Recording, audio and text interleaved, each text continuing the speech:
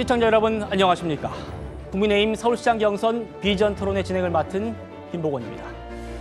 6.3 지방선거를 63일 앞두고 서울의 미래를 이끌어갈 후보들이 오늘 이렇게 한자리에 모였습니다. 이번 서울시장 선거 결과는 단순히 한 지역의 승패를 넘어 향후 대한민국 정치 지형과 또 당의 진로를 가늠하게 될 중대한 분수령이 될 전망입니다. 오늘 저희 TV조선과 함께 100분 동안 펼쳐질 치열한 토론 잘 지켜보시고 과연 누가 진짜 서울시장 후보로서 이 서울 시민들의 삶을 바꿔나갈 수 있을지 판단해 보시기 바랍니다. 그럼 먼저 3명의 후보들이 어떤 비전을 제시했는지부터 소개 영상 만나보겠습니다.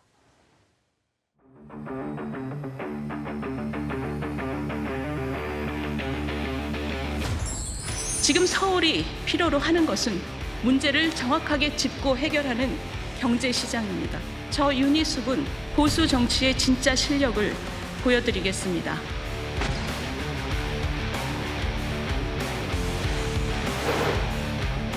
이 전쟁에서 반드시 승리하기 위해 저에게 주어진 모든 책임을 다하겠습니다. 최전방 사령관의 마음으로 이 전장에 나섭니다.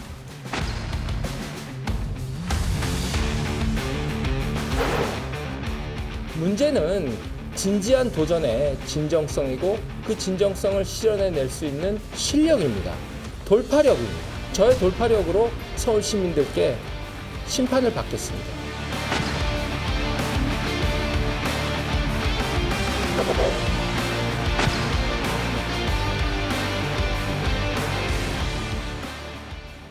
예, 오늘 후보들의 이 발언 순서와 자리 배치는 당의 사전 결정에 따랐다는 점을 미리 말씀드립니다. 효율적인 토론을 위해서 후보들은 발언 시간을 엄수해 주시고요. 또 시간이 초과하면 마이크가 꺼지게 되고 제가 발언을 좀 중단할 수도 있습니다. 본격적인 시작에 앞서서 좀 긴장도 풀 겸 서로에게 그리고 또 시청자 여러분들께 소나트 한번 보내보면 어떨까 싶은데요. 함께 좀 해볼까요? 예. 네. 예, 조금 더 긴장을 풀어도 될 것 같습니다. 네.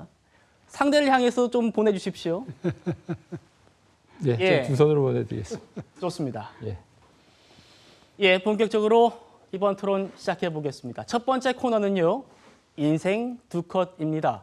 저희가 각 후보 캠프에 후보의 인생을 상징할 수 있는 사진 2장, 이른바 인생 두 컷을 부탁드렸거든요. 이 2장이 담긴 사연을 1분 이내로 설명해 주시면 되겠습니다. 순서는 가장 왼쪽에 있는 윤희숙 후보부터 시계 방향으로 진행하겠습니다. 그럼 윤 후보의 인생 두 컷 소개 시작해 주십시오. 1분입니다. 예, 첫 번째 사진은요. 2020년 문재인 정권 때 임대차법에 항의해서 제가 5분 발언을 했던 사진입니다. 나는 임차인입니다. 그때도 저 법이 전세 대란으로 이어졌습니다.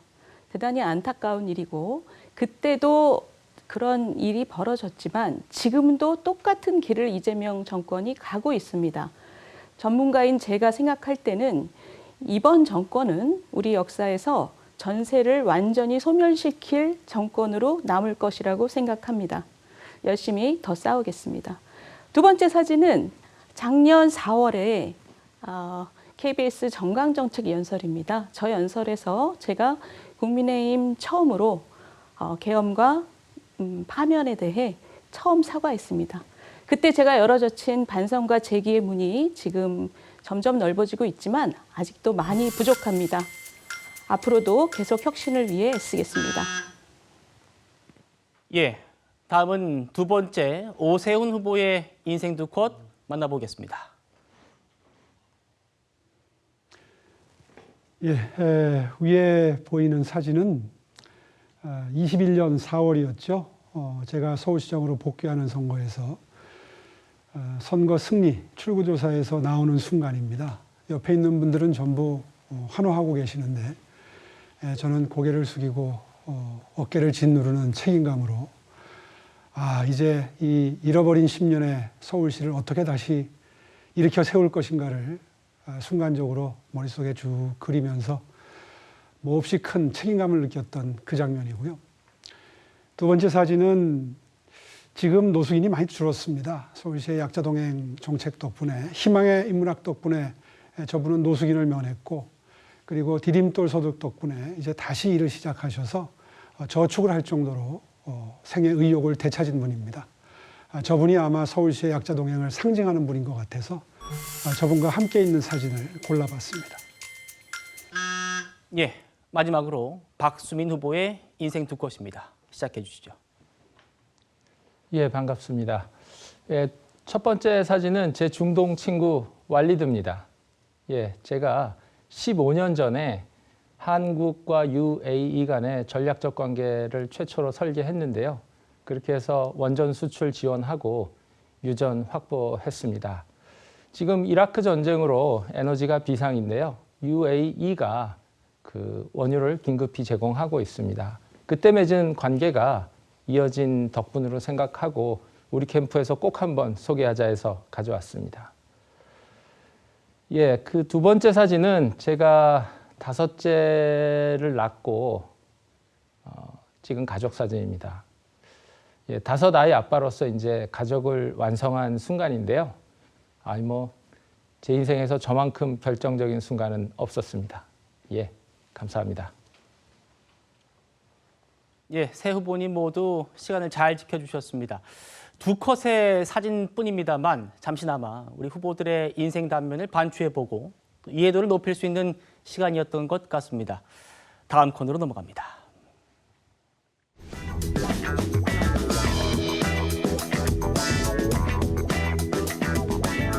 예, 이번 순서는 정치 현안과 또 국민의힘, 서울시가 직면한 과제를 OX로 들어보는 정치 현안 OX 코너입니다. 저희가 질문 4개를 준비했고요.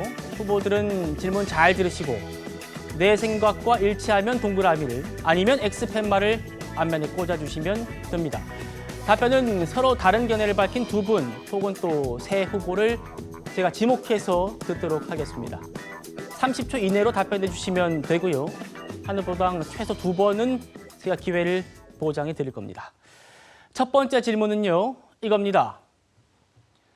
선거 유세를 나갈 때 요즘 빨강 점퍼 대신 하얀 점퍼에 눈이 더 간다. 하얀색에 눈이 간다라면 동그라미, 아니다, 난 빨강이다라면 X를 들어주시면 됩니다. 하나, 둘, 셋. 네, 이렇게 꽂아주시면 됩니다. 자, 세 후보 모두 X를 드셨어요. 점퍼는 빨강색 입겠다라는 말씀 같은데요. 먼저 윤희숙 후보께 들어볼까요? 예, 저는 빨간색 입겠습니다. 하얀색을 입고 다니는 후보들이 많지만 숨긴다고 숨겨지는 게 아니고 저희 당이 지금 반성하고 다시 일어나야 될 때라고 생각합니다.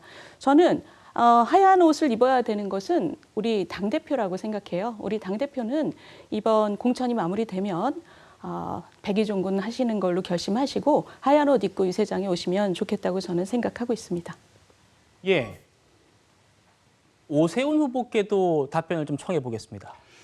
예, 빨간색 점퍼를 입고 싶다 하는 마음을 이렇게 표현해 봤습니다.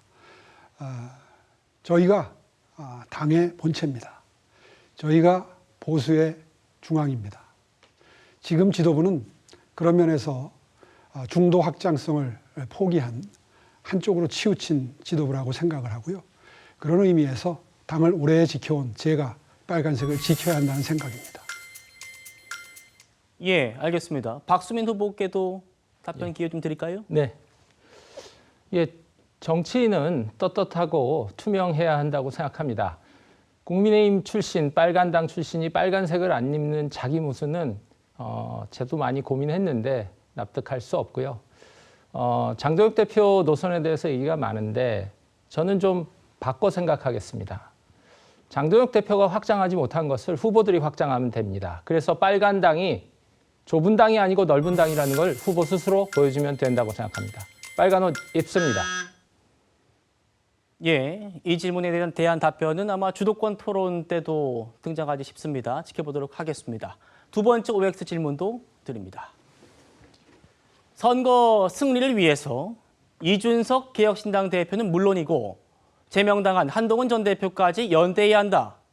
연대해야 된다면 동그라미, 아니다, 필요 없다면 X를 들어주시면 됩니다. 하나, 둘, 셋.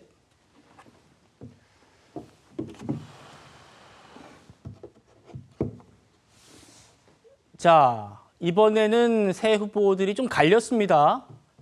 박수민 후보께 먼저 좀 들어보고 싶습니다. 왜 X를 드셨습니까? 예, 넓고 넓은 연대에 기본적으로 동의합니다. 근데 저는 현재 2년 동안 정당 생활을 하면서 우리 당의 현실을 깊이 봤습니다. 한동훈 대표 제명 과했습니다. 근데 제명 이후에 다시 붙이는 것은 또 다른 사안입니다. 지금 갈등이 커지면 또 감당이 안 됩니다. 그래서 면역 거부 반응이 없어야 되는 게 제 첫 번째 관점이고요. 예. 그 관점에서 당심을 어떻게 녹여가면서 우리가 통합할 수 있느냐, 이 고민을 던지고 싶습니다. 알겠습니다. 한동훈 전 대표 연대까지는 필요 없다라는 말씀이었고요. 윤희숙 후보님 어떻습니까? 저는 선거를 앞두고 모든 기본 바탕이 같은 세력은 힘을 합쳐야 된다고 생각합니다. 그러나 한동훈 대표에 대해서는 조건을 달고 싶은데 당 게시판 문제는 본인의 잘못에 대해서 충분히 적절히 사과하지 않음으로써 당의 분열 요인이 됐던 사건입니다. 그 사건에 대해서 진솔하게 당원들 앞에 사과하는 것을 전제로 저는 한동훈 대표도 같이 연대해야 된다고 생각합니다. 알겠습니다. 세 번째 질문 곧바로 드리겠습니다. 저한테는 안 물어보시나요? 예, 제가 모든 후보께 기회를 드리지는 않고요. 한 두 번 정도 설명이 필요한데요. 꼭 말씀 주시겠습니까? 아, 그럼요. 예. 저는 원론적인 입장을 밝힌 겁니다. 저희는 지금 기울어진 운동장에서 싸우게 됩니다. 지금 우리 당 지지율이 민주당 지지율의 절반 정도에도 못 미친다는 여론조사가 계속 나오고 있습니다. 이런 상태에서 민주당을 제외한 모든 정파, 모든 인물과 힘을 합하는 게 당연한 원칙이라고 생각합니다. 그런 의미에서 특정인을 대입해서 이야기하는 것이 아니라 모든 분들의 힘을 합해야 된다는 관점에서 오를 들었습니다. 알겠습니다. 자, 오늘 이 코너의 취지는 제가 2명 정도께 드리는 건데 꼭 말씀하실 게 있다고 하면 오 후보님처럼 손을 들어주시면 오해가 제가 생기니까요. 기회 드리겠습니다. 네. 알겠습니다. 세 번째 질문입니다. 서울시장에 낙선해도 당권 도전해도 된다. 도전해도 된다고 생각하면 동그라미, 안 된다고 생각하면 X를 들어주십시오. 하나, 둘, 셋.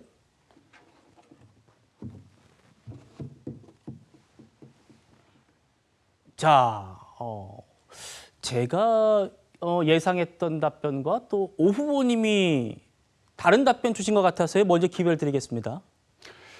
서울시장 선거에서 낙선한 사람이 당권에 도전한다는 게 아마 국민 여러분들이 바라는 바는 아닐 겁니다. 죽기 살기로 서울시장직을 사수하고 박원순 시즌2가 예상되는 민주당의 서울시장 자리, 이거 절대로 양보할 수 없습니다. 거기에 제 마지막 정치적인 각오를 걸겠습니다. 알겠습니다. 박수민 후보님 어떻습니까? 예, 저희 당은 지금 총력전입니다. 예, 당이 좌초했고 아직 신망은 회복되지 않았습니다. 저 그런 의미로 총력전에 서울시장 출마했습니다. 그리고 당권 경쟁이 아니라 당의 보수의 재탄생, 보수 재건이 필요합니다. 그것을 위해서든 누구든 또다시 총력 도전해야 된다고 저는 믿습니다. 예, 윤희숙 후보님은요? 방금 오 후보님께서 시장 하시고 다른 자리 생각하시지 않는다고 했지만 작년에 이미 대선 도전을 하셨던 분입니다. 대단히 공허한 얘기예요. 이 사전적으로 이런 얘기를 할 필요도 없습니다. 단 이 선거를 얼마나 잘 치르는가, 결과가 얼마나 좋은 성적으로 나타나는가, 우리 지지자들에게 얼마나 용기를 줬는가, 그것이 다음 스텝을 생각할 수 있는 기반이 되는 것이고, 그렇지 못하다면 아무 자리에도 가지 못할 겁니다. 알겠습니다. 마지막 OX 질문도 드립니다. 이재명 대통령이 부동산 시장 안정화를 위해서 최근 다주택자를 강도 높게 압박하고 있지요. 서울시장 후보로서 다주택자는 집을 파는 게 맞다고 생각하시면 동그라미, 아니다, 안 팔아도 된다고 생각하시면 X를 들어주십시오. 예, 이 질문도 모두 X 함께 들어주셨습니다. 오 후보께 먼저 좀 답변 드릴까요?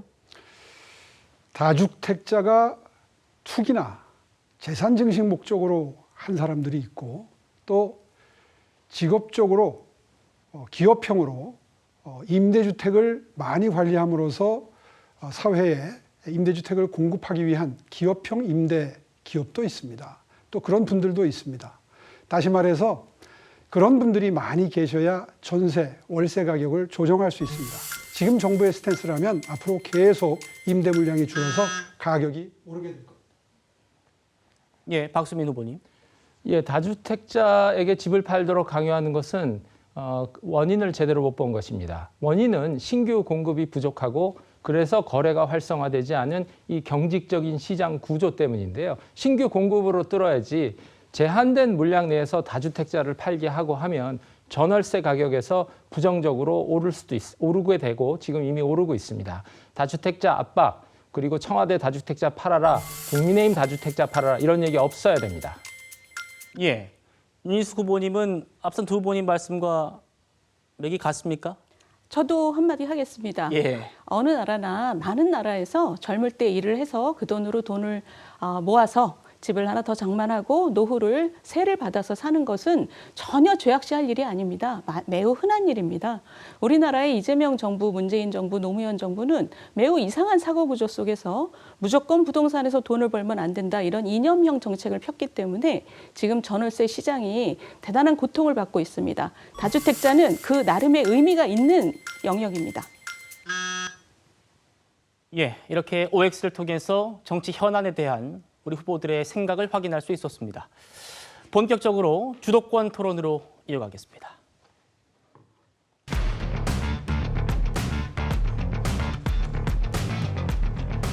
자, 지금부터는 후보들이 돌아가면서 질문과 답변의 주도권을 쥐고 상대 후보와 토론을 벌이게 되는 시간입니다. 질문 주제는 자유고요. 주도권을 가진 후보는 다른 후보 2명을 모두 한 번 이상 지목해서 7분 동안 자유롭게 토론하시면 됩니다. 질문은 1분 이내로 가급적 짧게 해주시면 좋겠고요. 주도권 쥔 후보가 답변을 중단시킬 수도 있습니다만 최소 30초의 답변 시간은 보장해 주시면 좋겠습니다. 자, 그러면 먼저 오세훈 후보부터 상대 후보 지목해서 토론 시작해 주십시오.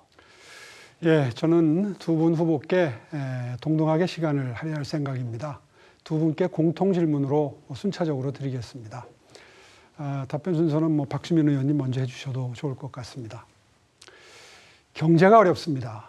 지금 주식시장은 몇천 포인트다 해서 많은 분들이 흡족해하고 계십니다만은 실제로 바닥 경제는 정말 어렵습니다. 특히 영세 자영업자들 그리고 소상공인들 너무너무 어려워하십니다. 실제로 서울의 경제를 떠받치고 있는 산업 부문을 분류해 보면 도소매업종 그리고 음식, 숙박업종 등 이 자영업자들이 이 서울 경제의 바탕을 이루고 있습니다. 이분들이 지금 너무 힘들어하시고 폐업률도 점차 높아지고 있습니다. 이분들께 어떤 지원책을 구상하고 계신지 혹시 평소에 생각이 정리되어 있다면 그 부분을 한 분씩 좀 순차적으로 들어보고 싶습니다. 먼저 박수민 의원님 말씀해 주시기 바랍니다. 예, 시장님 감사합니다. 골목 경기 문제를 근본적으로 풀어야 합니다. 소비 쿠폰 같은 일시적인 미봉책 안 됩니다. 지금 한국은행에서 이미 통계 나와 있습니다. 건설 경기 마이너스로 들어가고 있습니다. 주택 시장을 얼어붙게 했기 때문에 건설 경기가 살아나지 않는 것입니다. 건설 경기 살려야 되고요. 그 다음에 서울의 비용 구조에 맞는 신산업이 들어가야 됩니다. 벤처, 금융, 관광 이런 것들이 커져야지 자연스럽게 파급이 됩니다.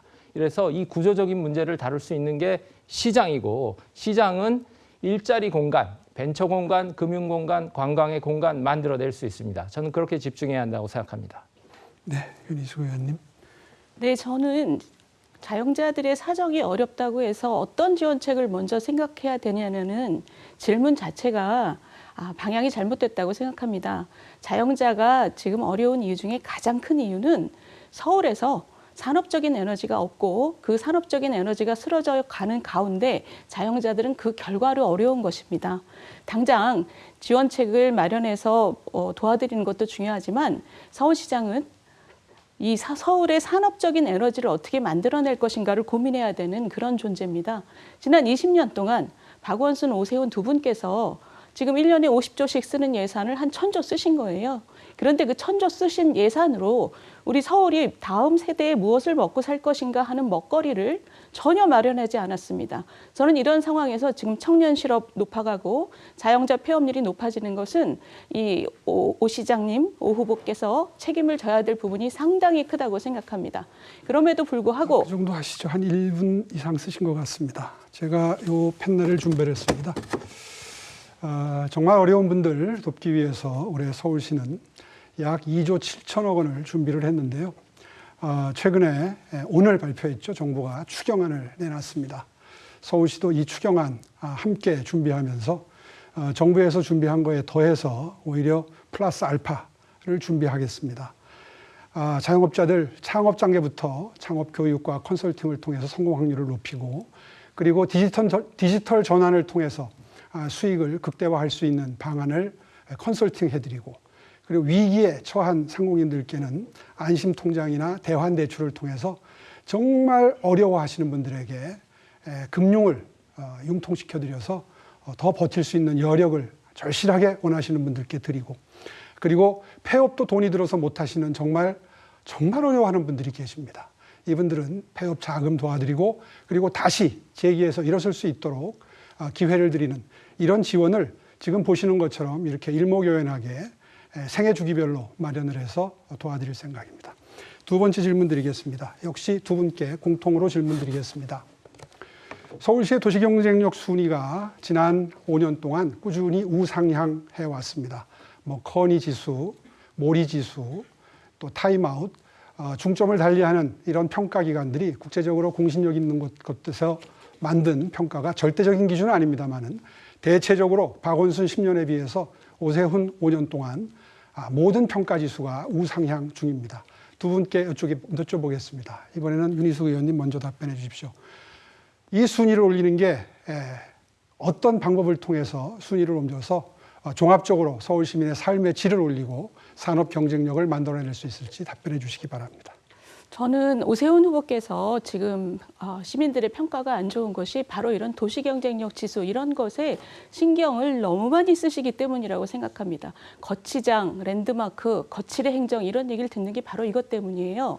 도시경쟁력 지수 안을 들여다보시면 고급 컨퍼런스 수, 외국 관광객 수, 고급 호텔 객실 수 이거 우리 도시 안에 살아가는 사람들의 삶과 큰 연관이 없는 지수들로 가득 차 있습니다. 그런데 이런 걸 가지고 그 정도 하면 알아들으실 것 같습니다. 네, 그 다음에 한 30초 정도.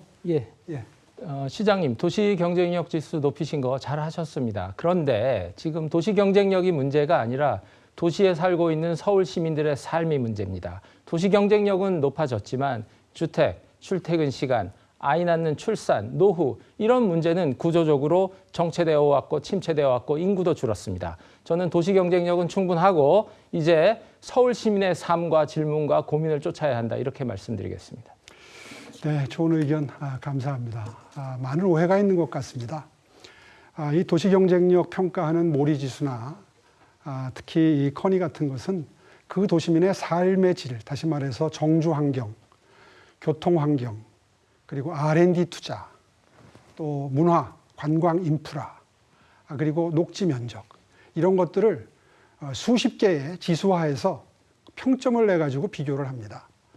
이것이 절대적인 기준으로 옳다고는 보기 어려운 측면도 있습니다. 그러나 정성평가가 아니라 정량평가이기 때문에 모든 것이 수치화되어 있기 때문에 그것이 주는 의미가 잠옷 큽니다.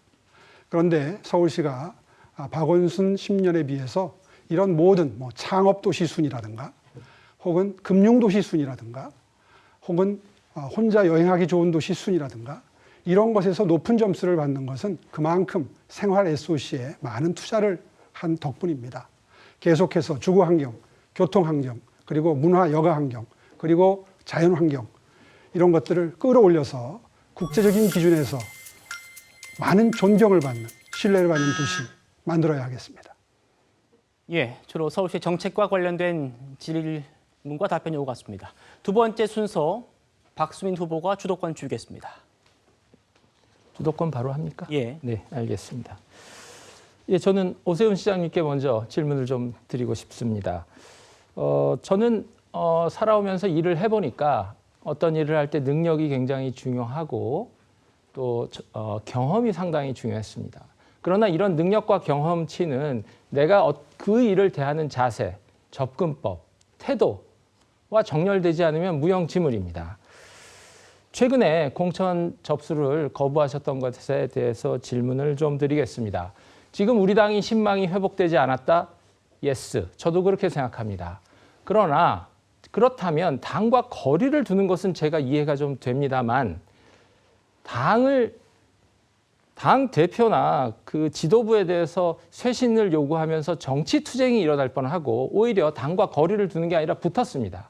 이것이 손이 몸통을 공격하듯이 일체가 돼야 될 주체들이 서로 공격하면 이것이 합리적인 판단인가? 저는 대단한 미스고 결국 시장님도 좋지 않고 후보도 좋지 않고 당도 좋지 않고 나라도 서울도 좋지 않다. 이런 판단으로 저는 뛰어들었는데요. 답변 간단히 요청드립니다. 예, 아마 제 정치 인생을 쭉 지켜봐 오신 분들은 모두 다 인정하실 겁니다. 제가 누구를 인신공격을 하거나 혹은 갈등지향적인 정치를 펼쳐오지 않았다는 사실은 누구보다도 국민 여러분들이 잘 아실 겁니다. 그런데 이번에는 예외적으로 제가 문제 제기를 좀 강하게 했습니다. 이것은 지방선거를 앞두고 기울어진 운동장이 됐습니다. 분명한 수치로 나타나는 것은 우리 당이 국민적 지지율이 17, 8%, 민주당이 40% 내외. 다시 말해서 기울어도 많이 기울어져 있는 운동장입니다. 이것을 선거 시작하기 전에 조금이라도 각도를 다시 평평한 상태로 옮겨놓지 않으면 저뿐만 아니라 수도권 선거, 충청 지역을 비롯해서 어려운 지역에서 도저히 이길 가능성을 만들어내기 어렵다는 정말 절박한 심정에서 당에 요청을 드렸던 것이고 그것이 효과가 있었다고 저는 생각을 합니다. 그렇게 해서 의총에서 모든 의원들이 만장일치로 노선 변경을 결정해 주신 것은 늦었지만 정말 고맙게 생각합니다. 예, 시장님 답변 알겠습니다. 근데 추가 질문 드리겠습니다. 집안이 어려울 때 집안 탓을 할 수도 있고 집안이 어려울 때 자식이 나서서 집안을 일으키는 방법도 있습니다. 후보들이 나서서 우리 당에는 장동혁도 있고 박수민도 있고 오세훈도 있고 윤희숙도 있다. 이렇게 보여주는 문제라고 저는 생각합니다. 집안 탓은 안 해야 된다고 저는 생각하는데 추가 답변 부탁드립니다. 예, 지금부터 제가 효자 노릇하겠습니다. 네, 감사합니다. 윤희숙 후보님 질문 좀 드리겠습니다. 예, 후보님의 영민함, 똑똑함, 관찰력, 날카로움 다 이해합니다. 근데 이제 시장이라는 것은 거대 서울시라는 조직을 좀 아우르고 이끌어야 되고 하는데 그 괜찮으실지 한번 당원들과 국민들이 궁금해하실 것으로 생각합니다. 답변 부탁드립니다. 괜찮으실 거라는 게 무슨 질문인지 모르겠으나 아마 경험이 없다 이런 말씀이신 것 같습니다. 그 오세훈 시장님이 5년 전에 시장이 되셨을 때 하신 말씀이 첫날부터 능숙하게 이게 슬로건이었습니다. 제가 같이 그 유세를 다녔었는데 그 첫날부터 능숙하게 하신 다음에 지난 5년 동안 좋은 평가를 받고 계시냐? 그렇지 않습니다. 무슨 얘기냐?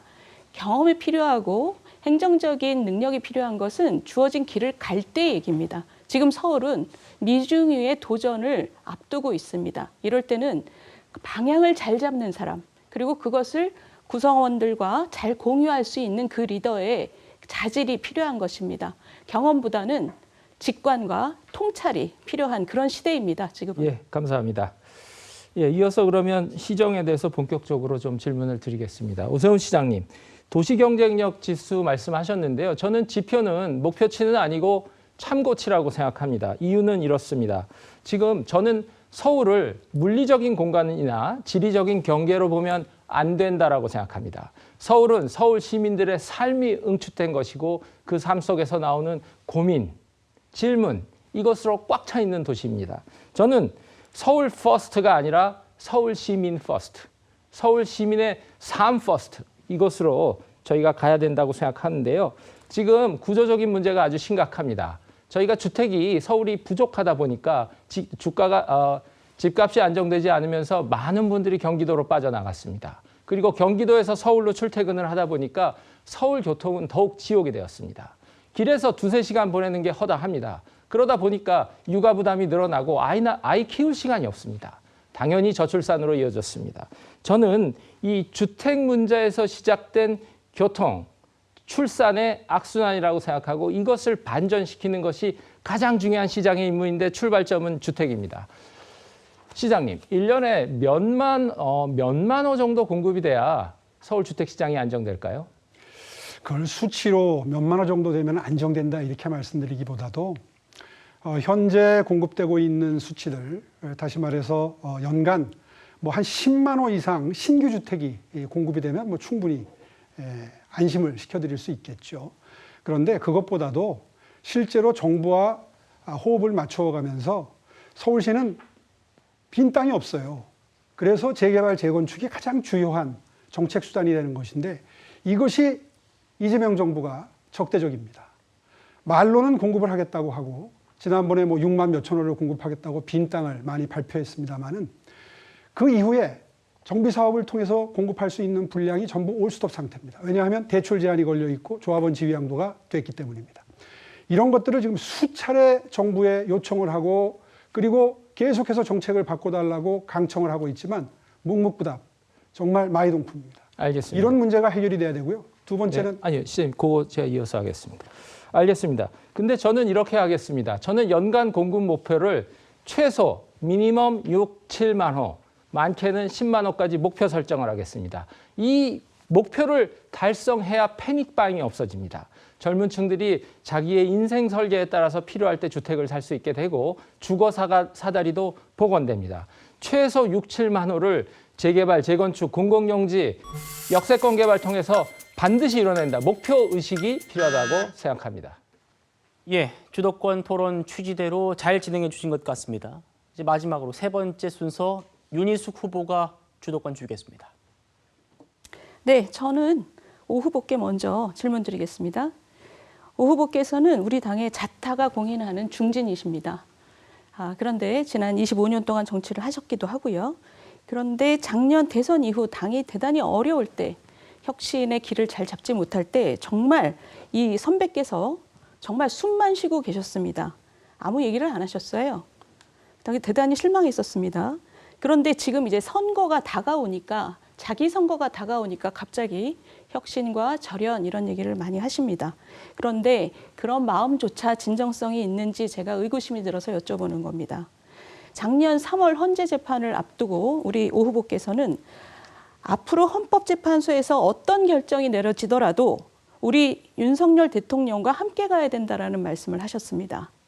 지금 헌재 판결이 어떻게 나오든 윤 대통령과 함께 가겠다는 입장이 변하신 것이라고 저는 믿습니다. 그렇다면 제 질문은 오 후보의 혁신이란 도대체 무엇입니까? 갈대 혁신입니까? 네. 분위기 따라서 만드는 시류 영합 혁신입니까? 그건 굉장히 큰 오해시고요. 당시에 헌재에서 어떤 결론이 나오든 당이 함께 가야 된다는 뜻은 잘잘못을 함께 지고 가야 된다는 뜻입니다. 다시 말해서 그때 전후 맥락을 읽어보시면 헌법재판소에서 탄핵 결정이 나온다고 해서 당이 면제되는 것이 아니다. 면책되는 것이 아니다.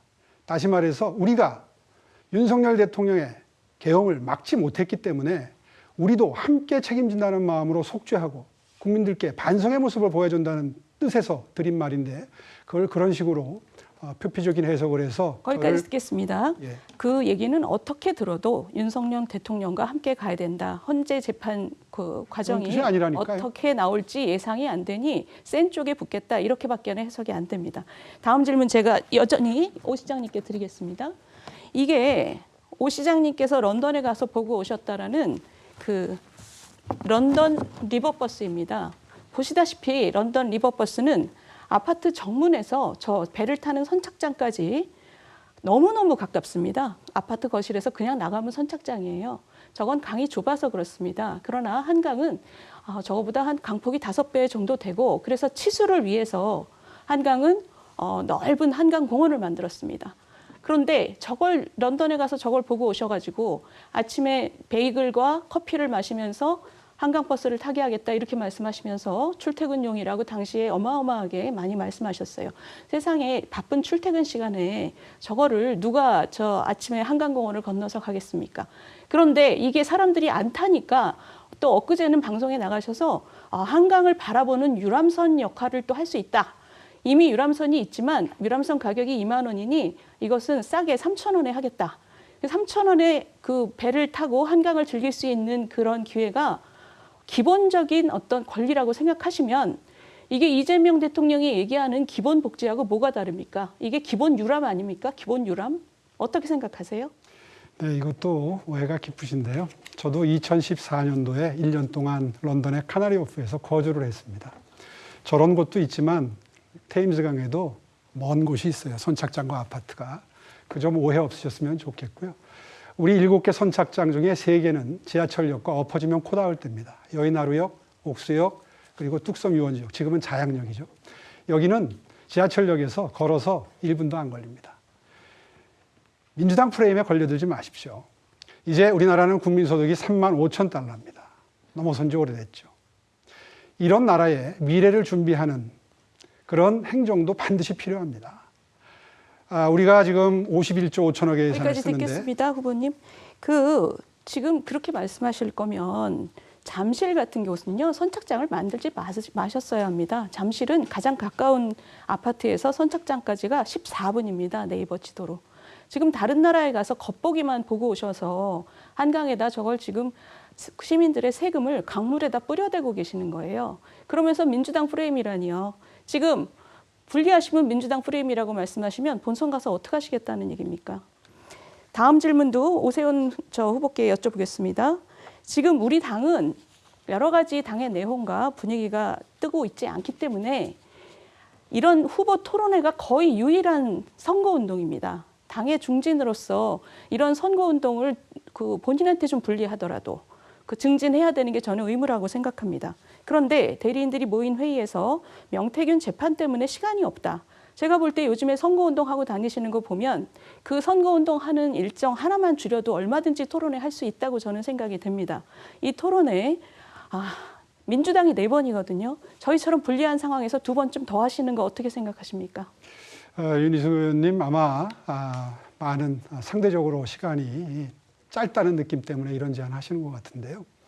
본인의 공약을 알리고 그리고 세상의 지지를 구하는 데에는 TV 토론만 있는 게 아닙니다. 제가 보니까 윤희숙 TV를 아주 잘 활용하고 계시더라고요. 그런 거 활용해서 지금까지 내놓은 공약에 이어서 많은 공약을 내놓으실 수 있을 겁니다. 저는 토론을 많이 한다고 해서 경쟁력이 생긴다고 생각지 않습니다. 각자 본인이 주장하는 준비한 공약을 충실하게 전달할 수 있는 방법은 요즘에는 SNS 그리고 1분짜리 쇼츠를 통해서 많은 기회를 만들어낼 수 있다고 생각하고요. 이제 그런 의미에서 무작정 토론을 늘리자, 그걸 피하는 건 비겁하다. 이런 논리로 접근하는 것은 동의할 수 없습니다. 네, 거기까지 듣겠습니다만 그러면 각자 SNS 안고 선거운동 하지 후보 토론회를 왜 하겠습니까? 오 후보께서 너무 말이 안 되는 말씀을 지금 하고 계세요. 거기까지 하고 우리 박 후보님께 드리겠습니다. 박 후보님께서는 네. 오 시장의 경선 지연을 보고 출마를 결심했다고 하셨습니다. 스스로를 오 시장의 종속 변수로 평가한 것이에요. 그렇다면 오 후보께서 출마를 결심했으니 박 후보님의 출마 명분은 이미 사라진 것 아닙니까? 후보 사퇴하셔야 되는 거 아닙니까? 예, 저는 오 시장님의 종속 변수가 아니라 우리 당 상황, 서울시의 상황의 종속 변수입니다. 오 시장님이 순조롭게 접수를 하고 저희 선거전이 시작됐었으면 저는 안 나왔을 것 같습니다. 그러나 오랜 시간 서울시장을 고민했는데 경선다운 경선이 열리지 않아서 서울 시민에게도 당에게도 나라에게도 도리를 다하지 못하는 상황. 저는 그것의 종속 변수고 그래서 출마했습니다. 예, 박수민 후보님의 이 답변 시간이 1, 2초 정도 부족했는데요. 앞으로 이어진 주도권 토론에서 좀 만회해 주시면 좋겠습니다. 감사합니다. 첫 번째 주도권 토론 시간 아주 순식간에 흘러간 것 같습니다. 앞으로 2번 더 주도권 토론 기회가 있다는 점을 말씀드리고요. 참 이렇게 토론 열기가 뜨거워지고 있습니다만 잠시 쉬어가는 의미에서 저희가 준비한 밸런스 게임을 한번 해보겠습니다.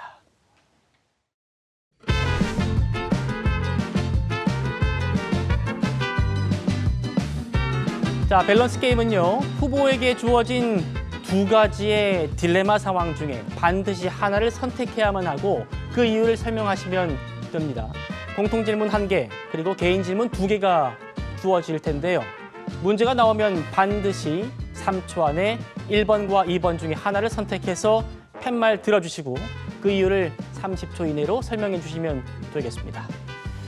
자, 그럼 먼저 세 후보 모두에게 공통 질문부터 나갑니다. 꼭 한 명에게만 이번 지방선거 유세 지원 요청을 할 수 있다면 누구에게 하시겠습니까? 1번 장동혁 대표, 2번 한동훈 전 대표입니다. 하나, 둘, 셋.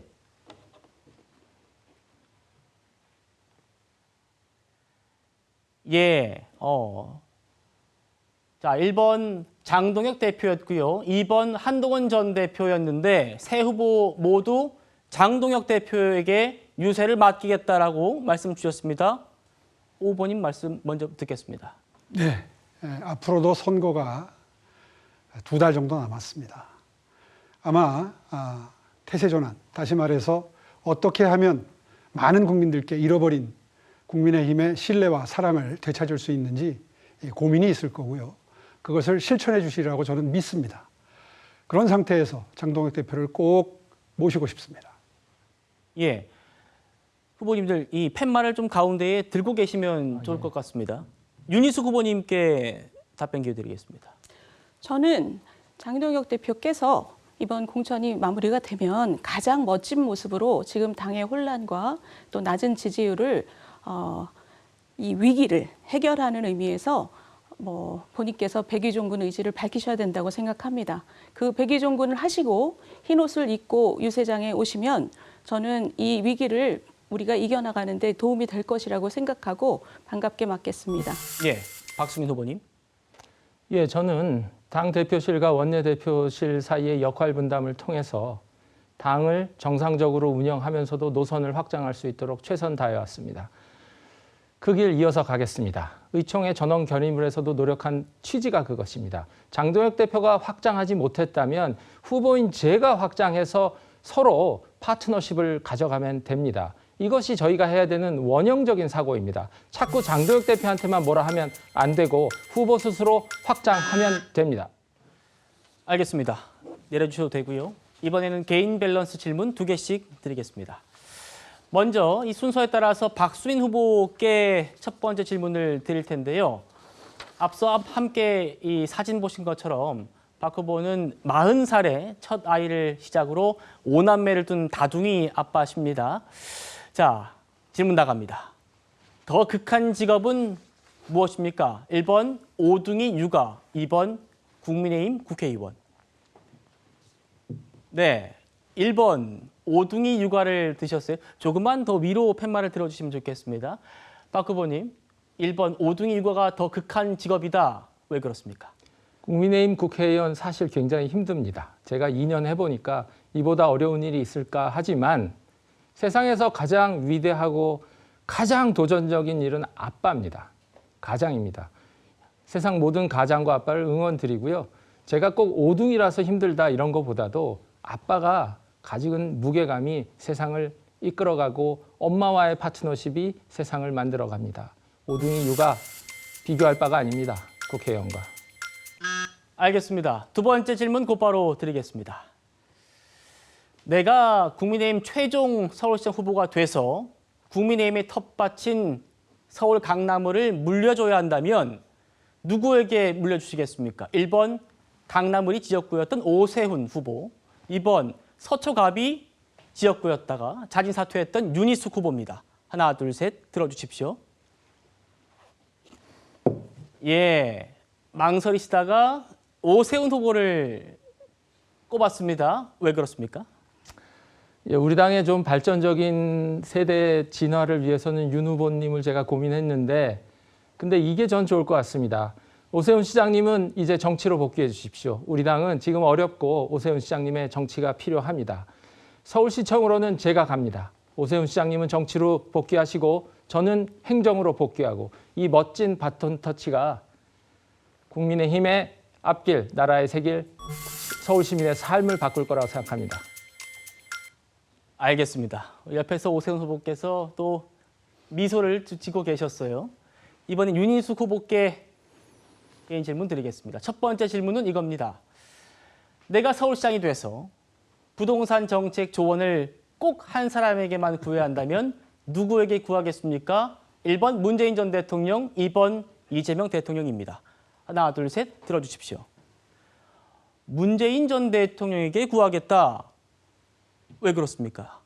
저는 문재인 대통령은 잘 모르셔서 그렇지 그렇게 의도가 악하다고는 생각하지 않습니다. 그래서 문재인 대통령께서 하신 일을 다시 물어보고 어떻게 하시는지 어떻게 하고 싶으신지 물어보고 대충 그 반대로 하면 다 맞다고 생각합니다. 왜냐하면 별로 그렇게 머리를 많이 굴리시는 분이 아니기 때문에 그냥 그 반대 이런 방향이면 맞다고 생각합니다.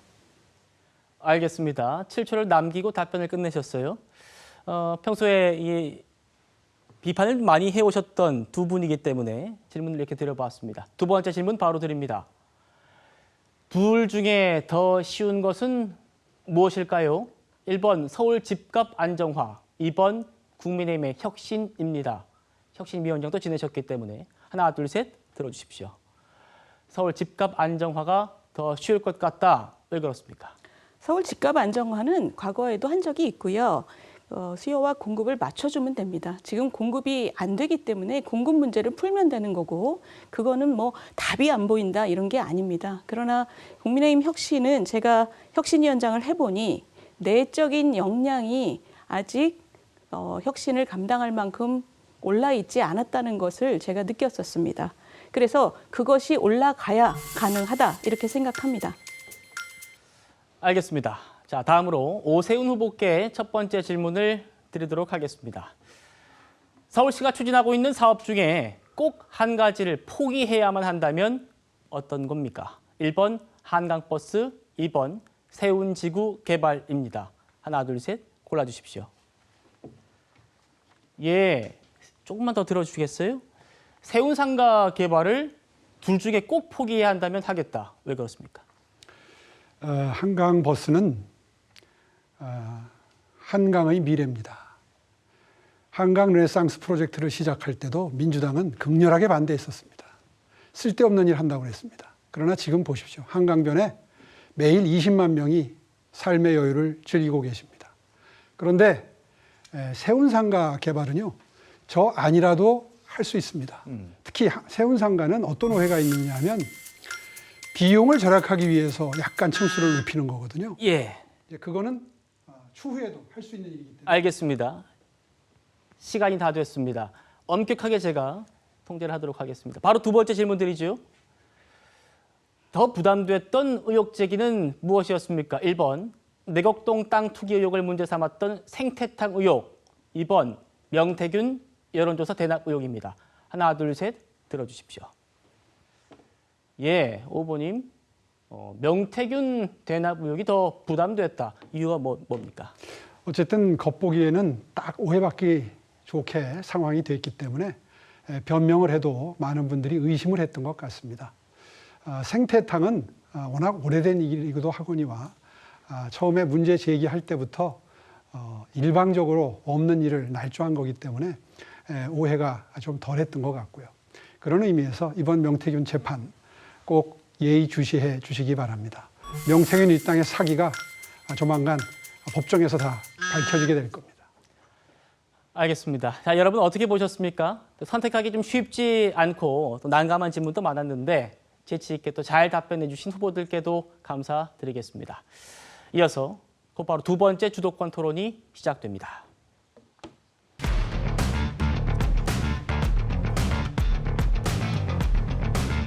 자, 이번 두 번째 주도권 토론은요. 서울시의 가장 큰 현안이라고 할 수 있는 부동산 문제로 주제를 제안을 하도록 하겠습니다.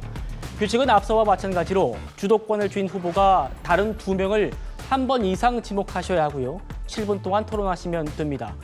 질문은 1분 이내로 가급적 짧게, 답변 시간도 최소 30초는 보장해 주시기 바랍니다. 이번엔 윤희숙 후보부터 상대를 지목해서 토론 시작해 주십시오. 예, 오세훈 후보께 먼저 질문 드리겠습니다. 오세훈 후보께서는 2021년 시장에 당선되실 때 그 선거 공약이 2026년까지 36만 호를 공급하겠다고 하셨습니다. 올해가 26년인데요. 지금 이 중에서 한 반 정도가 달성이 됐습니다. 그런데 여기에 대해서는 크게 뭐 말씀을 안 하시고 요즘에는 2031년까지 31만 호 착공을 말씀하셔요. 이게 어떤 숫자냐면 21년에서 현재까지 구역이 지정된 153곳 21만 호 중에서 57%, 60%에 달하는 12만 호를 착공할 예정이라는 그 기반을 깔고 있습니다. 이것은 굉장히 어려운 그 목표입니다. 저는 불가능하다는 말씀을 드리는 게 아니라 대단히 어려운 목표다. 26년까지 31년까지 31만 호기 때문에 1년에 지금 6만 호 정도죠. 대단히 어려운 목표입니다. 저는 뭐 이게 달성되길 바랍니다. 그러면 지금 박수민 후보께서 1년에 10만 호 목표를 말씀하셨어요. 그 목표에 대해서 오 후보께서 어떻게 생각하십니까? 부동산 목표를 제시하는 것은 이제 정비구역의 경우에는 구역 지정이 목표가 될 수도 있고요. 그리고 그 이후에 일정 기간이 지나서 관리처분 계획을 지나서 이제 허물고 착공하는 것을 기준으로 할 수도 있습니다. 사실 처음에 21년도에 상황에 비추어서 그 이후에 원자재 가격이 많이 올랐습니다. 평당 표준 건설비가 당시만 하더라도 평당 600만 원이었는데 지금 한 800만 원을 넘어서서 1000만 원을 육박하고 있습니다. 후보님, 이렇게 그래서 되니까 제가 주도권이니까 그래서 10만 호에 대해서 어떻게 생각하십니까? 다소 무리한 수치이긴 하지만 목표 수치는 공격적으로 설정하는 것이 맞다고 생각합니다. 그럼 본인의 목표는 공격적으로 안정하신 거예요? 31년까지 31만 호. 그거는 실현 가능한 목표를 잡았습니다. 실현 가능한 것 중에서 가장 공격적인 거다? 그렇습니다. 아니 이것은 굳이 공격적이라는 표현을 쓰지 않고 실현 가능한 목표라고 설명드릴 수 있습니다. 단 조건이 있다면 정부에서 방해하지 않아야 됩니다. 아까도 잠깐 말씀드리다가 시간 관계상 줄였는데요. 11호 대책 때문에 지금 조합원 지위 양도와 대출 제한이 걸리는 바람에 모든 정비사업, 재개발, 재건축 현장이 올스톱 상태입니다. 이런 일이 벌어지면 목표 달성하는 게 힘들어지는 것이죠. 예, 잘 들었습니다. 저도 100% 공감합니다. 그래서 우리 다음 질문도 오 후보님께 여쭤보겠습니다. 아마 본인으로서는 가장 난감한 그 질문일 텐데 작년에 아마 고개 숙여 사과하신 것이 바로 토지거래 허가제입니다. 토지거래 허가제를 오 시장께서 이 강남 3구와 용산까지 확대하셨을 때 저희는 대단히 놀랐었습니다. 왜냐하면 토지거래 허가제라는 것은 예전에 고속성장 시대 때 대규모 택지 개발을 할 때 아주 일시적으로 썼던 겁니다. 그 투기꾼에게 개발 이익이 가지 않기 위해서. 그런데 이것을 집에다가 쓴 것이 문재인 정부인데 문재인 정부도 몇 개 지역에만 쓴 것을 오세훈 후보께서 이것을 강남 3구와 용산까지로 다 확대를 해버렸어요.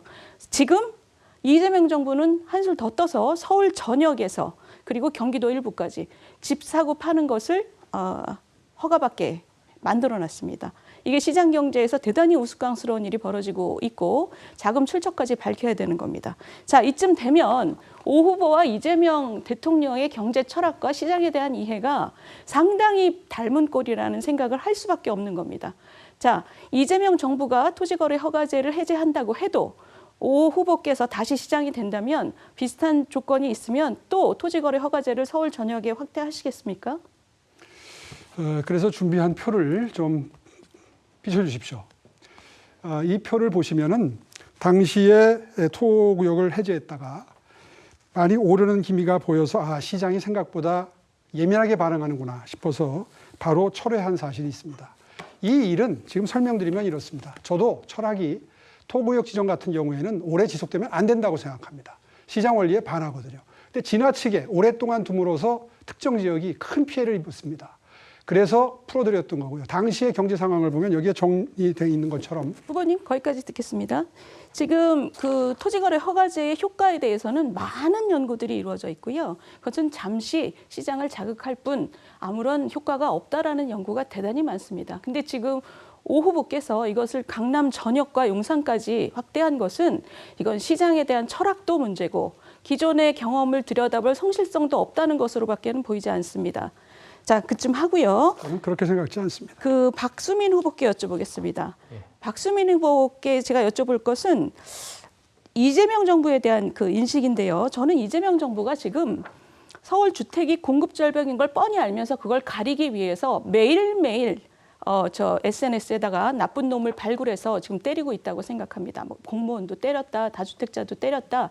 정말 진정성이랑은 1도 없는 일들이 벌어지고 있는데 박수민 후보께서는 얼마 전 라디오 프로그램에 출연하셔서 이재명 정부의 부동산 정책에 대해서 진정성은 인정된다고 말씀하셨어요.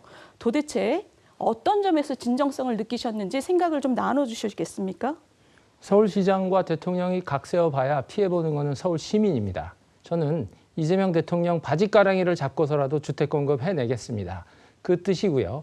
지금 진정성이라고 제가 얘기하는 것은 자극하면 안 됩니다. 그리고 집값을 안정시키겠다는 목표는 같습니다. 그런데 저는 신규 공급 6, 7만 호 최소, 이게 골든 숫자입니다. 그리고 10만 호 정도 목표를 세워야 공직자들이 총동원이 돼서 주민 갈등 해소하고 절차 단속하고 경제성 맞출 수 있습니다. 이것을 위해서 최선 다해야 되고 이렇게 되면 주거 안정, 집값 안정 됩니다.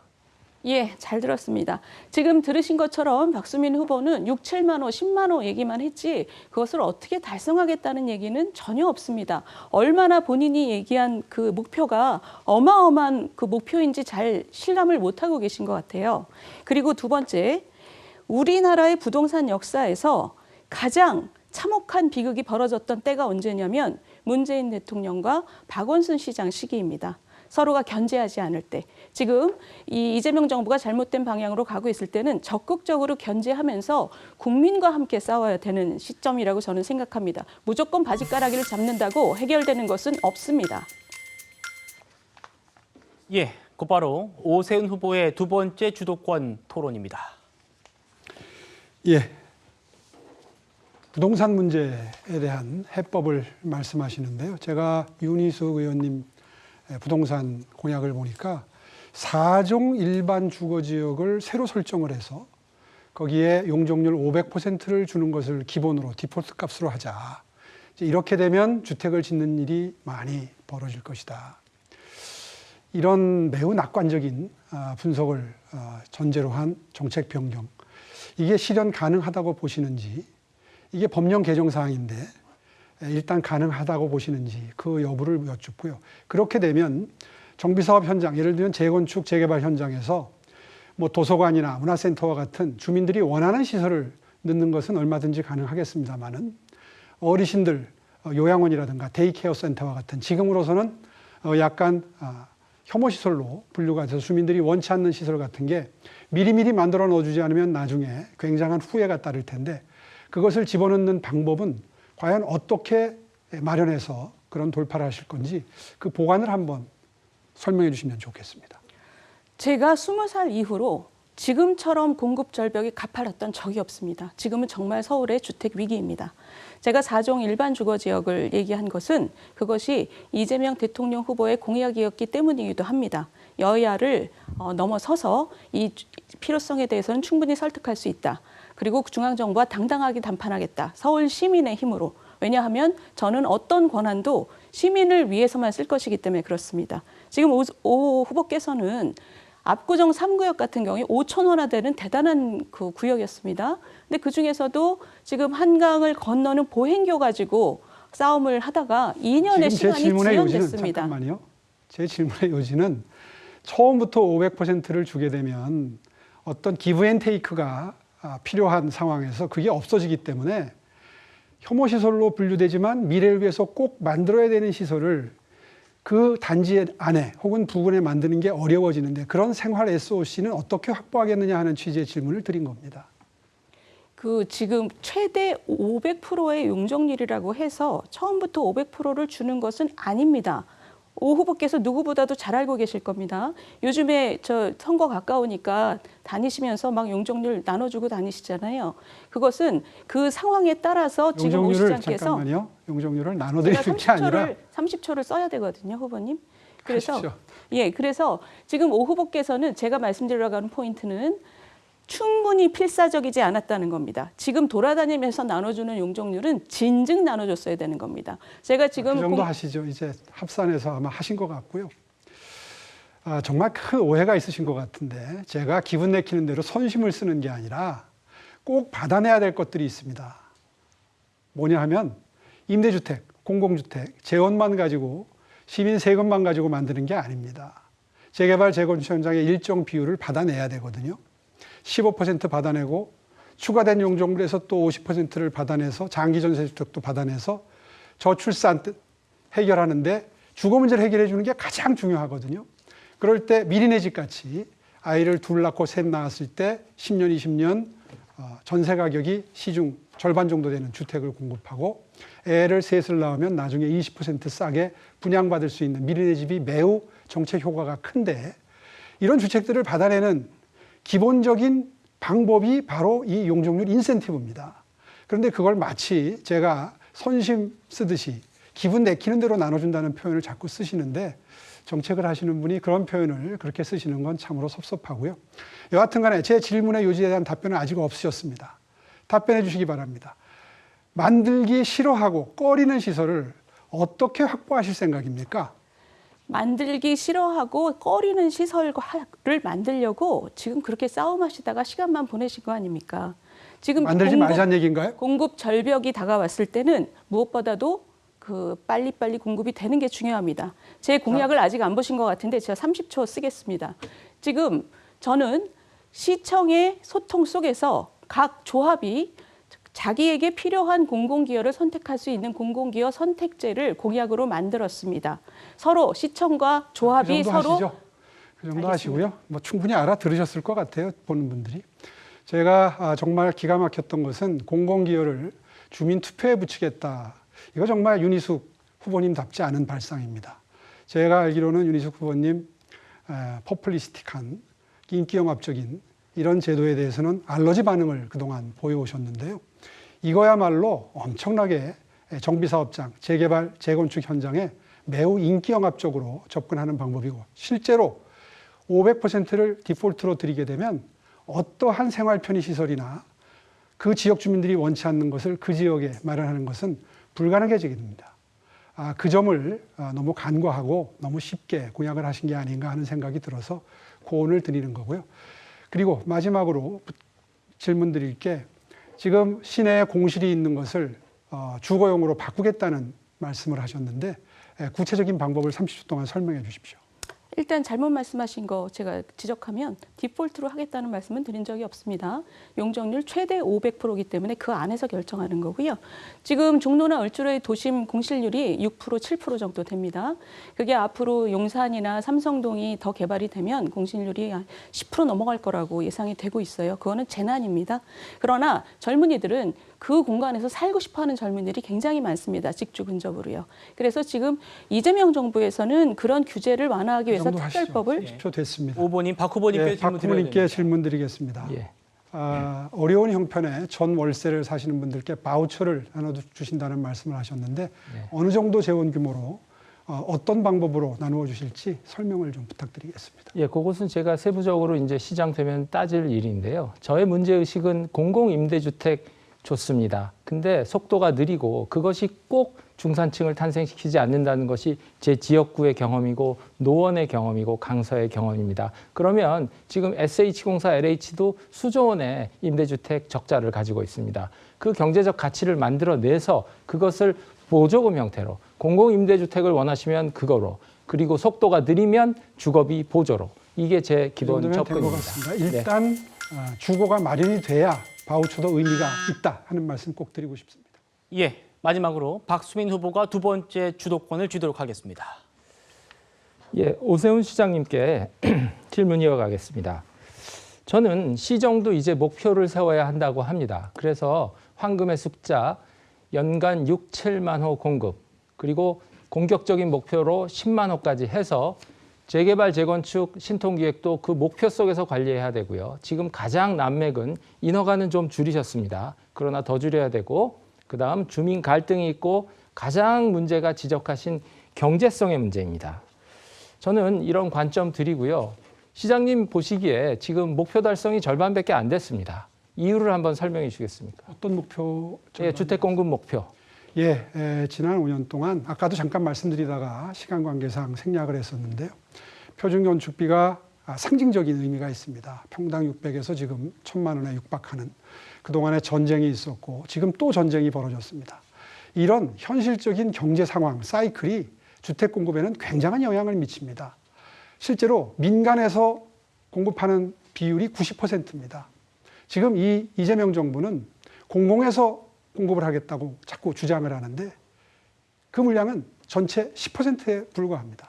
더군다나 민간 기업형 임대 공급 사업자들을 굉장히 위축시키는 정책 방향으로 나아가고 있습니다.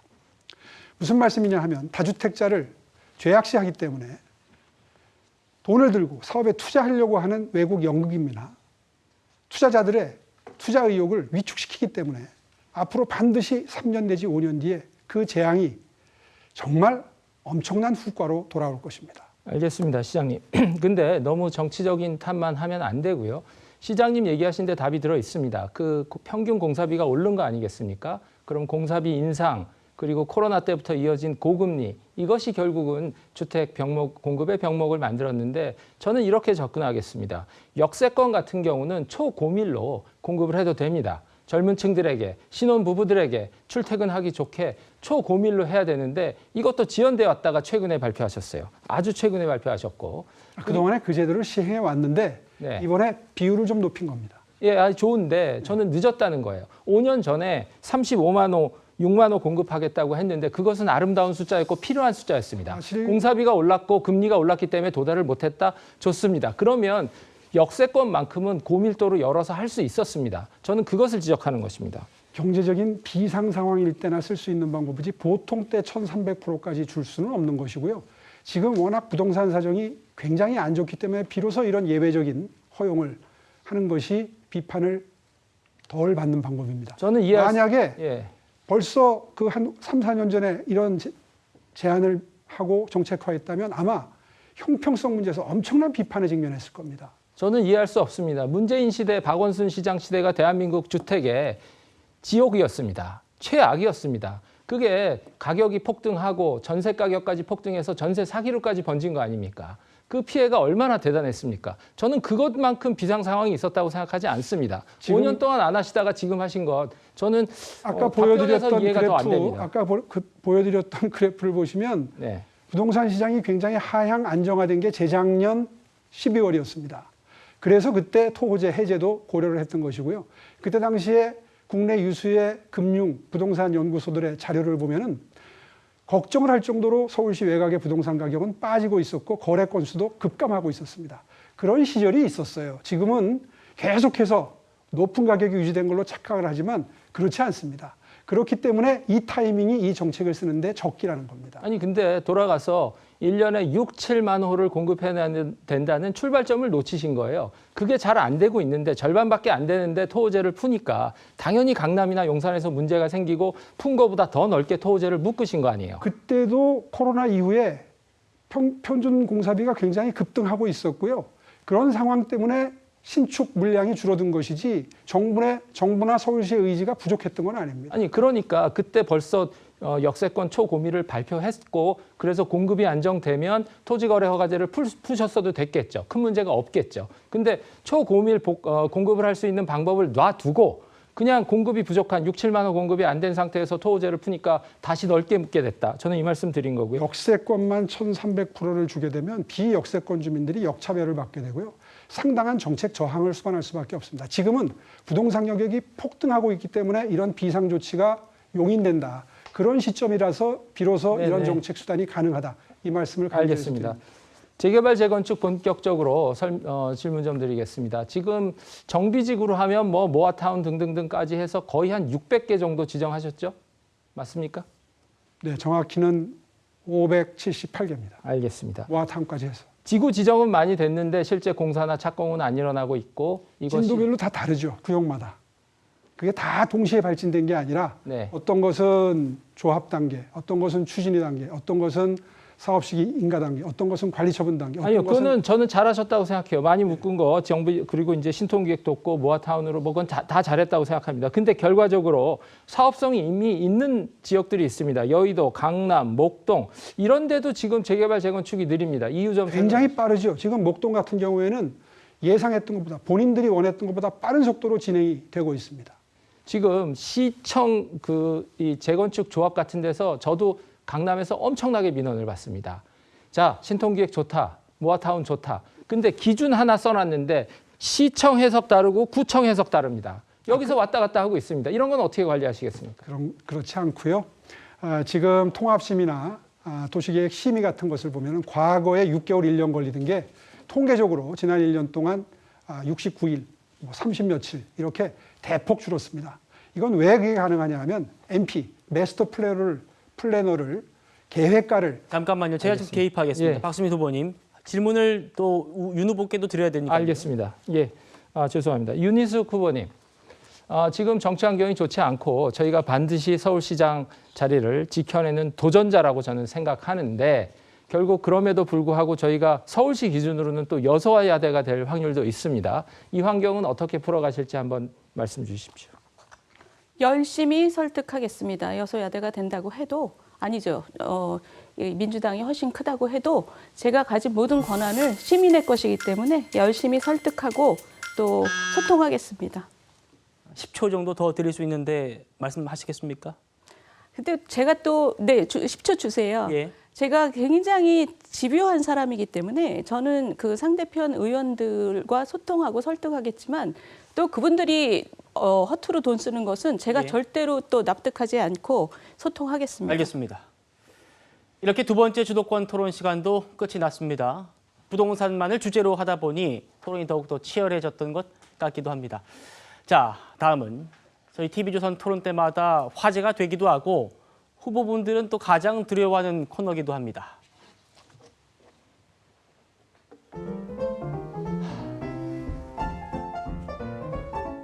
예, 벌써 후보님들의 표정이 달라지죠.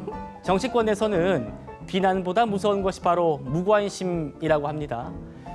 관심이 있어야 공격도 하고 댓글도 달고 그러지 않겠습니까? 그래서 저희가 준비한 게 바로 무풀보다 악플 코너입니다. 인터넷상에 올라와 있는 대표적인 비판 댓글 2개를 각 후보별로 공개를 해드릴 거고요. 이와 관련해서 각 후보의 입장을 또 들어보도록 하겠습니다. 다소 마음 상하는 내용이 좀 있을 수도 있습니다, 후보님들. 그렇지만 이 국민들의 마음들 읽어보고 또 잘못 알고 계시는 부분들이 있다면은 해명도 하는 그런 시간이 되길 기대해 보도록 하겠습니다. 발언 시간은 1분 드릴 겁니다. 이번엔 오세훈 후보부터 시작하겠습니다. 자, 먼저 후보의 대표적인 악플들 저희가 그대로 긁어서 말씀드립니다. 4선 했는데 고작 업적이 한강버스냐.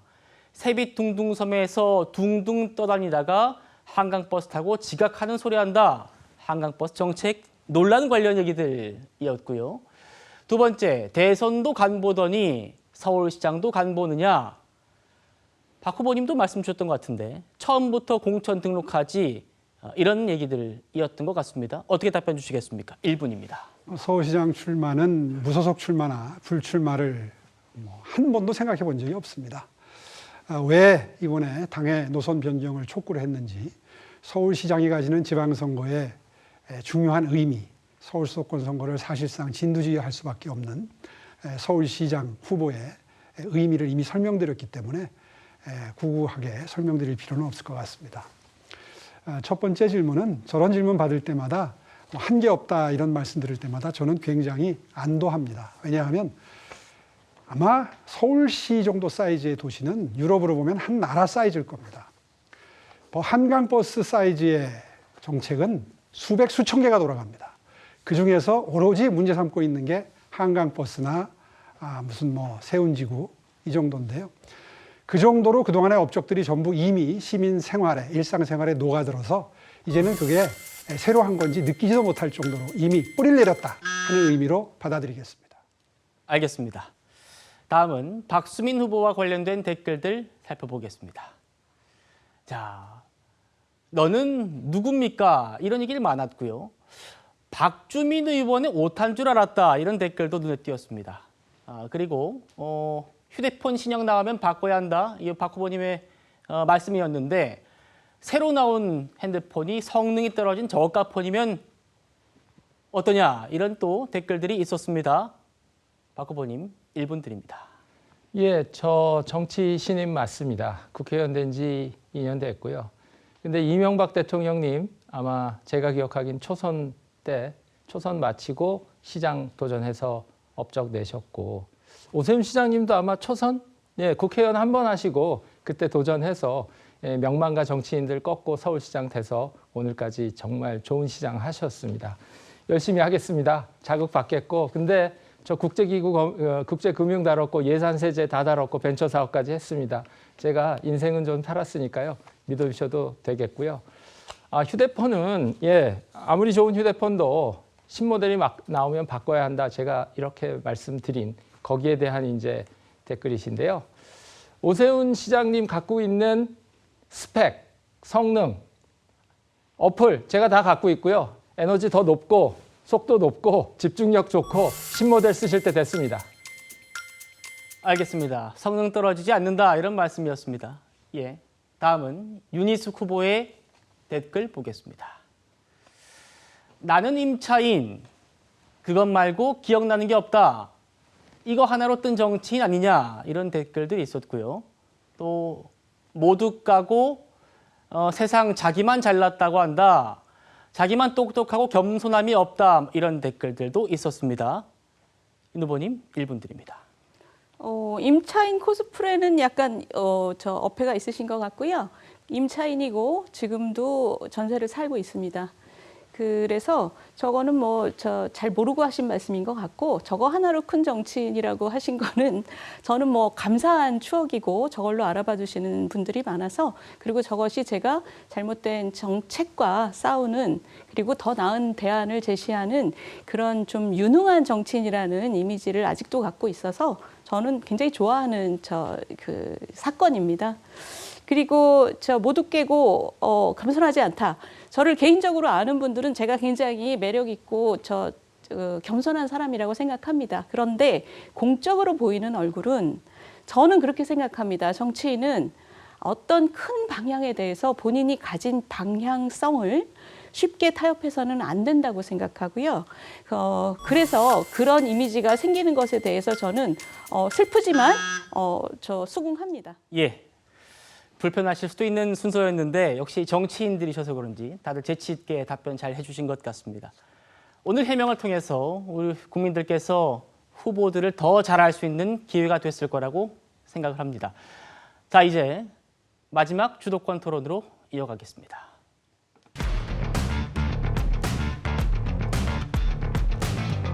마지막 주도권 토론은요, 첫 번째 토론과 같이 주제는 자유입니다. 자유 주제고, 다만 이번에는 주도권을 쥔 후보가 한 명만 지목해서 맞짱 토론을 하셔도 무방합니다. 대신 시간은 좀 짧아요. 5분 동안 자유롭게 토론하시고 상호 토론이 될 수 있도록 질문은 1분 이내로, 답변은 최소 30초 역시 보장해 주시면 되겠습니다. 첫 번째 순서 이번엔 박수민 후보께 드리겠습니다. 예, 도시의 삶은 도시의 밑그림 속에서 피어오릅니다. 저희가 많이 놓친 것이 있는데 서울의 역사성을 한번 설명드리고 질문하겠습니다. 서울은 4대문 안에 1도심에서 출발했습니다. 그것이 3도심, 4대문 안에 광화문, 그다음에 강남, 영등포, 여의도 이렇게 3도심으로 발전해왔고 지금 우리가 바로 그 밑그림 위에서 살고 있습니다. 여러분들 생각해 보시면 모두 다 광화문, 강남, 여의도 이쪽으로 총 출근했다가 총 퇴근하시는 분들이 많습니다. 이것이 대한민국 수도 서울이 갖고 있는 밑그림이고 저희가 진화시켜야 되는 밑그림입니다. 저는 이제 1도심에서 3도심을 넘어 8개 8도심 시대로 가야 된다고 저는 생각합니다. 충분히 그럴 만합니다. 지금 저희가 3도심 시대로 넘어간 게 아마 서울 인구가 전쟁 이후 100만에서 한 5, 600만 됐을 때 그때 강남이 되고 강남 개발하고 3도심 체계로 가서 오늘 살았는데 저희가 국민소득 한 2만 불 정도 도달했을 때 이걸 했어야 된다고 생각합니다. 이걸 놓쳤고 이 8도심 체계로 해서 서울이 발전하면 강북균형도 이루어지고 또 이 출퇴근 시간이 줄어듭니다. 저는 모듈형 도시라고 생각하고 있고요. 오세훈 시장님 질문 드리겠습니다. 서남권, 동남권, 동북권, 권역별로 이렇게 좋은 거를 좀 넣어주시려는 노력은 제가 이해됩니다. 근데 서울이 걸어왔던 1도심, 3도심을 8도심으로 키우겠다. 이런 정확하고 구체적인 밑그림이 저는 보이지 않습니다. 답변 부탁드립니다. 예, 요즘에 도시계획 도시 공간 구조 개혁의 트렌드를 읽고 계시는 것 같아서 굉장히 동의할 수 있는 주장이다. 일단 이렇게 말씀드리겠고요. 실제로 저희들은 가끔 도시계획하는 사람들과 대화 나눌 때 침술 효과라고 합니다. 예를 들면 동부권의 뭐 창동 차량기지라든가 혹은 동부터미널이라든가 혹은 무슨 광운대 물류부지라든가 뭐 이런 식으로 침수를 놓는다고 그러죠. 그 지역에 특별한 특정 개발지구 지정 같은 걸 함으로써 거기에 산업적인 입지를 발전시키고 그것이 주변으로 동심원, 파장, 물에 던지면 이 파장이 번져나가듯이 발전이 주변으로 영향을 미쳐가는 그런 발전 계획을 요즘에 많이 구사하고 있습니다. 알겠습니다. 지금 8개라고 말씀하셨지만 뭐 10개가 돼도 좋고 15개가 돼도 좋다고 생각합니다. 네네네. 반갑게 오 시장님과 저는 교집합이 있는데 사실 제가 들어보면 합집합은 아닙니다. 저는 명확하게 8개를 타겟해서 거기에 복합시설, 그 일자리가 탄생할 수 있는 10분 도시를 탄생시켜야 된다고 생각합니다. 네, 요즘에 직주락이라고 흔히들 얘기합니다. 네네네. 말씀 주셨는데 조금 더 구체적이어야 합니다. 그리고 지금 얘기하신 지점들은 10분 도시를 만들 수 있는 굉장히 좋은 후보지들이에요.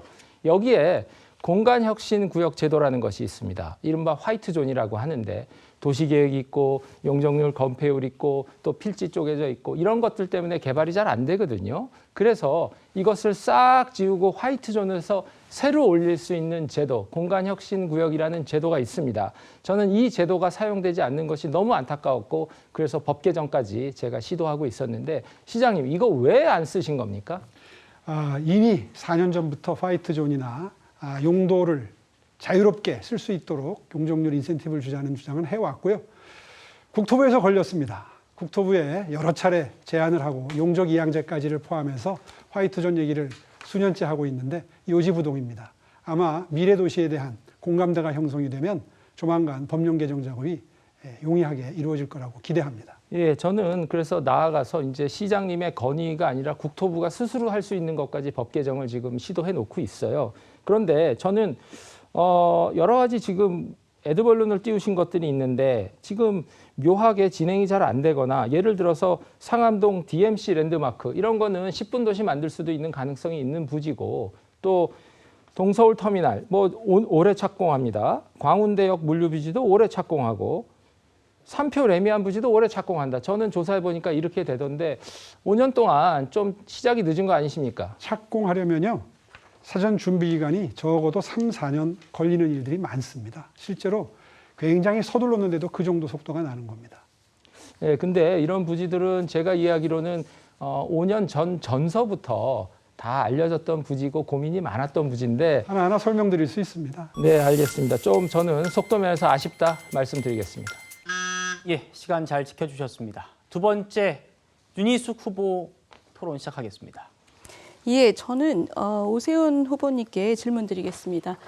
이것도 좀 난감하실 것 같은데 작년에 우리 오세훈 후보께서 살해 협박을 받으신 적이 있지요. 그게 그 서부간선도로를 평탄화하신다고. 예, 맞습니다. 이게 어마어마하게 차가 원래도 막히는 곳을 평탄화하신다고 이거를 해서 민원에 시달리다가 이제 백지화하셨는데 그 돈만 낭비했어요. 200억 정도 낭비했다고 서울시에서 나왔는데 이걸 보면 대체도로가 아직 만들어지지 않은 상태에서 이것을 그냥 강행을 하셔서 참 시정을 얼마나 가볍게 여기시면 이렇게 하나 제가 좀 놀랐습니다. 그것도 그렇고 두 번째는 지금 여의도에서 그 국회대로 말입니다. 이게 목동 운동장에서 신월 IC까지 지하화 공사를 2018년부터 하고 있어요. 근데 우리 후보께서 21년에 24년 완공하겠다고 발표를 하셨습니다.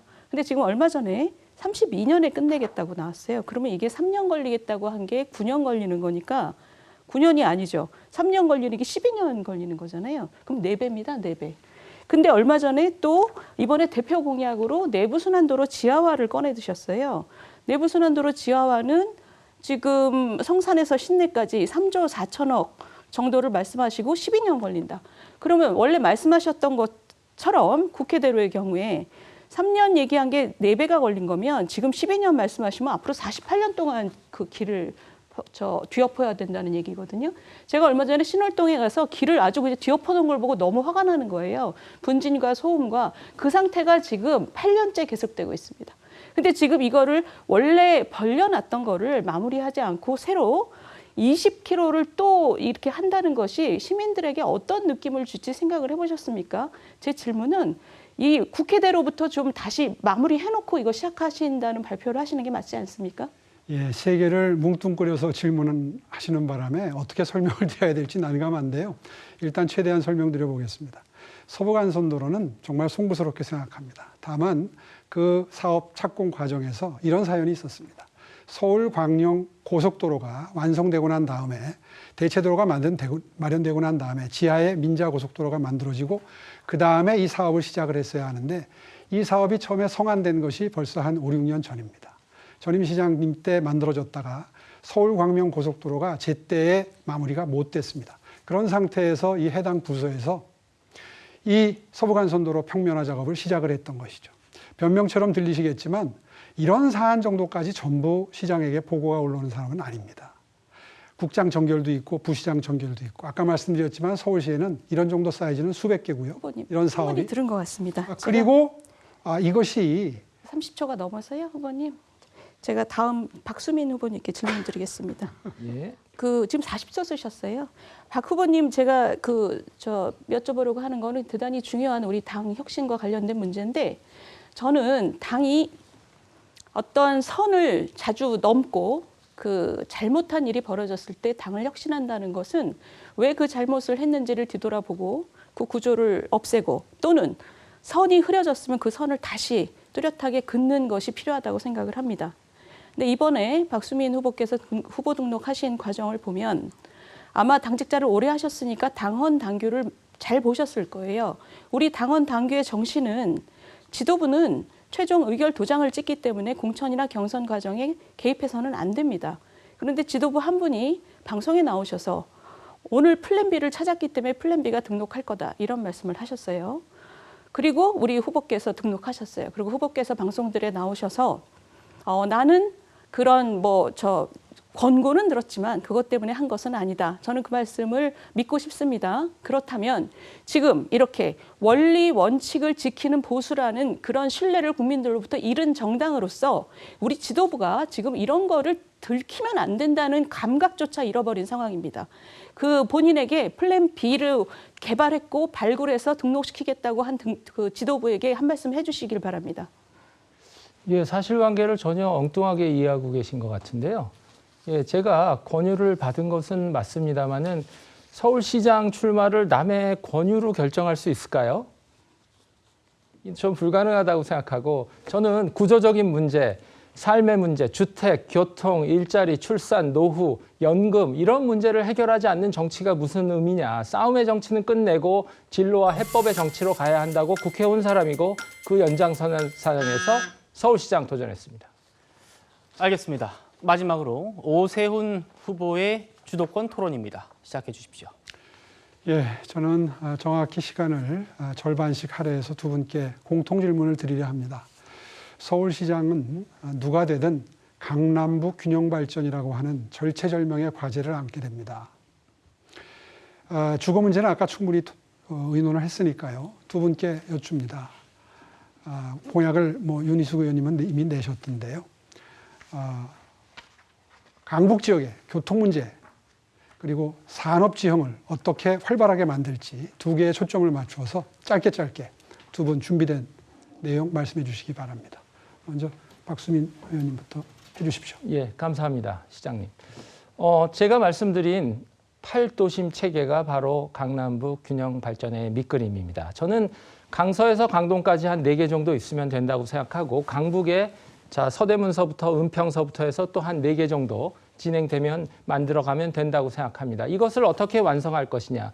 재개발, 재건축 등등등 하면서 저희가 공공기여를 받고 있습니다. 땅으로 받을 수 있고 건물로 받을 수 있고 현금으로도 받을 수 있습니다. 저는 사업성이 있는 곳에 신속하게 해서 사업성이 있는 곳에서 공공기여를 현금으로 받아서 지금 소외된 지역에 집중 투자해서 8도심 체계 반드시 만들어내고 이것이 가장 현실적이고 가장 좋은 강남북 균형 발전이라고 생각합니다. 네, 윤희숙 의원님. 예, 지금 이 기회에선 제가 교통공약을 좀 소개를 해드릴게요.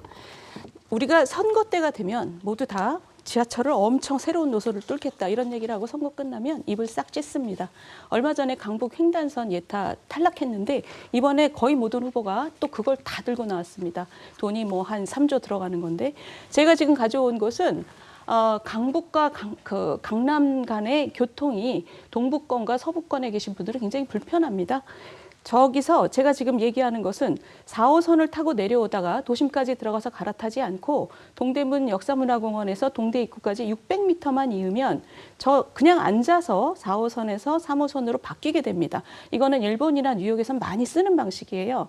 직결입니다. 저것은 뭐냐면 600m의 선로만 새로 깔면 저 위에 우리 4호선 끝에서부터 저 밑에 수서까지 한 60km의 선로를 뚫는 거와 같은 효과를 가져옵니다. 저는 이런 게 강북 발전이라고 생각합니다. 동부권과 서부권에 사시는 분들께 정말 실질적인 600m 있고 2.5km 있고. 벌써 쓰셨어요. 예, 감사합니다. 네, 충분히 설명되신 것 같고요. 좋은 아이디어, 정말 바람직한 발상이라고 생각합니다. 다만 제가 실무진의 판단을 들어보니까 지나치게 짧기 때문에 고조차가 있는 서울의 경우에는 실무적으로, 그러니까 기술적으로 매우 어렵다 하는 답변을 받았습니다. 어쨌든 발상의 전환은 정말 돋보입니다. 저는 이렇게 생각합니다. 강북 지역이 상대적으로 강남 지역의 교통 측면에서도 그렇고 산업 측면에서도 그렇고 많이 뒤처져 있습니다. 또 생활환경, 녹지 측면에서도 많이 기웁니다. 이런 것들을 하나하나 챙겨나가는 시장이 되겠습니다. 지난 5년 동안도 많은 강북 지역에 투자를 해왔습니다. 오늘 시간 관계상 다 설명드리지는 못하지만 주거면 주거, 교통이면 교통, 방금 전에 북부 간선도로와 내부순환도로를 지하 고속도로화 한다는 말씀을 드렸는데요. 3조 4천억 원 드는데 돈이 많이 든다 지적이 있었는데 제가 새롭게 시도해서 만든 사전협상제도와 공공기여, 이거 시민 혈세로 하는 게 아니라 민간 개발 사업을 하는데 일정 공공기여를 받아내는 그런 방법론이 개발이 돼서 3조 4천억 중에 1조 정도를 그 자금으로 쓸 수 있게 됩니다. 그렇게 되면 서울시의 전체 재정 규모에서 결코 부담스러운 규모는 아닙니다. 그렇게 해서 마포구부터 시작해서 저쪽 중랑구까지 강북 지역의 6개 자치구를 쭉 훑어가면서 지하로 고속도로를 만들므로써 서대문구나 종로구, 성북구, 그리고 노원구나 강북구, 도봉구 사시는 주민 여러분께 골고루 혜택이 가는 그런 교통, 그리고 정비사업 덕분에 새로 생겨나는 12만 호의 새로 만들어지는 주택 들어가서 사실 분들에게 정말 지금 이미 효용을 다한 북부간선도로나 내부간선도로를 대체할 지하 고속도로를 통해서 교통 환경을 획기적으로 개선함과 아울러서 경전철, 강북 횡단선도 반드시 이루어내서 강북 지역의 교통, 그리고 그것으로부터 비롯되는 산업 환경 획기적으로 바꿔내겠습니다. 여러분, 강북 주민 여러분들, 그리고 특히 서남권 주민 여러분들, 서울시의 비강남 지역에 대한 투자 기대해 주셔도 좋을 것 같습니다. 최선의 노력을 다하겠습니다. 네, 모두 수고하셨습니다. 곧바로 마무리 발언으로 이어가도록 하겠습니다. 당원과 국민 여러분들께 꼭 드리고 싶은 이야기나 토론 중 미처 못한 이야기들을 하시면서 마무리 발언을 하시면 되는데요. 30초씩만 드릴 수 있을 것 같습니다. 오세훈 후보 먼저 드리겠습니다. 칭찬하는 거는 안 하고 마무리 발언 하는 거예요? 예, 오늘 지켜보셨지만 우리 당의 새 후보, 정말 민주당 후보와는 비교가 안 될 정도로 정책적으로나 또 능력면에서 매우 돋보이는 후보들입니다. 누가 경선의 승자가 되든 간에 전폭적으로 돕겠습니다. 또 도움을 요청드리겠습니다. 이 세 사람의 역량을 합해서 서울시 제2의 박원순 시즌2 반드시 막아내겠습니다. 예, 저희가 새 후보께 이 칭찬을 서로 하는 프로가 마련되어 있었는데 좀 시간 관계상 좀 삭제를 했습니다. 다음은 박수민 후보께 먼저 드리죠. 예, 오세훈 시장님, 윤희숙 후보님 오늘 정말 토론 너무 좋았습니다. 감사하고요.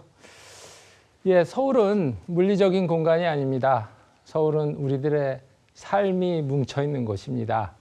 출근길에 고민, 언제 집을 살까, 언제 아이를 낳을까, 이 출근길은 왜 짧아지지 않을까? 여러분의 질문을 쫓겠습니다. 여러분의 고민을 쫓겠습니다. 고민의 추적자 박수민입니다. 감사합니다. 예, 윤희숙 후보 마무리 발언입니다. 예, 존경하는 서울시민 여러분, 당원 동지 여러분, 문제를 정확하게 짚고 해결하는 직진 후보 윤희숙입니다.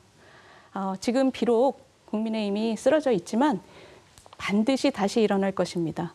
그 시작이 이번 서울시장 선거의 승리라고 생각합니다. 아쉽게도 지금 현역 시장께서 그렇게 그 평가가 높지 않지만 저는 지난 박원순, 오세훈 20년 동안 서울의 생기가 빠져나갔던 것을 다시 살리겠습니다. 지금은 경제시장 윤희숙입니다. 네, 오늘 토론 잘 들었습니다. 세 분 후보께도 감사합니다. 고맙습니다. 예. 네, 오늘 국민의힘 서울시장 경선 첫 토론회였습니다. 어떻게 보셨는지요? 누가 더 준비된 후보고 누가 더 나은 서울의 비전을 보여줬는지 우리 시청자 여러분들의 선택에 많은 도움이 되셨길 바랍니다. 저는 내일 같은 시각 시사초정치다로 다시 찾아뵙겠습니다. 시청해주신 여러분 고맙습니다.